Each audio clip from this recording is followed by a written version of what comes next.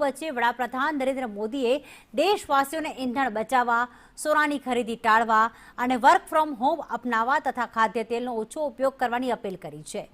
બનાસકાંઠા જિલ્લામાં લોકો વડાપ્રધાનની આ અપીલને સમર્થન આપી રહ્યા છે અને બચતને સમયની જરૂરિયાત ગણાવી રહ્યા છે।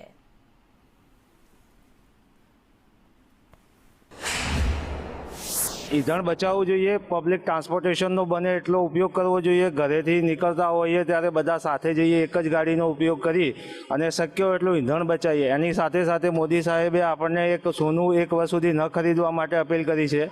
એમાં પણ આપણે દેશના હિત માટે આપણે બધી પબ્લિકે સહકાર આપવો જોઈએ। हाँ, वडाप्रधान આપણા દેશના ગૌરવ કહેવાય અને સર્વોપરી છે, તો એમનો આપણે આદેશ બધાએ માનવો જોઈએ અને જ્યાં જરૂરિયાત હોય ત્યાં કાપ મૂકી અને ઈંધણ આપણે બચાવવું જોઈએ।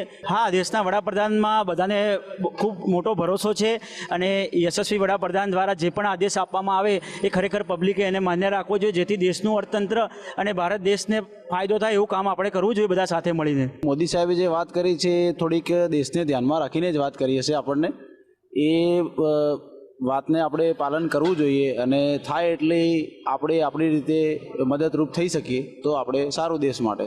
85% ક્રૂડ ઓઇલ બીજા દેશોમાંથી આયાત કરીએ છીએ અને તેથી આપણો તમામ એ પૈસો, વધારાનો પૈસો આપણો વિદેશમાં જતો રહ્યો છે, એટલે આપણા દેશને નુકસાન થઈ રહ્યું છે હમણાં। તેથી વડાપ્રધાનની આપણે અપીલને માન્ય રાખીને આપણે વર્ક ફ્રોમ હોમ તથા અન્ય પબ્લિક ટ્રાન્સપોર્ટનો ઉપયોગ કરીએ। ગમે તે કરીને આપણે ઈંધણ આપણે 1 લીટર પેટ્રોલ બચાવીશું તો આપણા દેશના 100 રૂપિયા બચશે।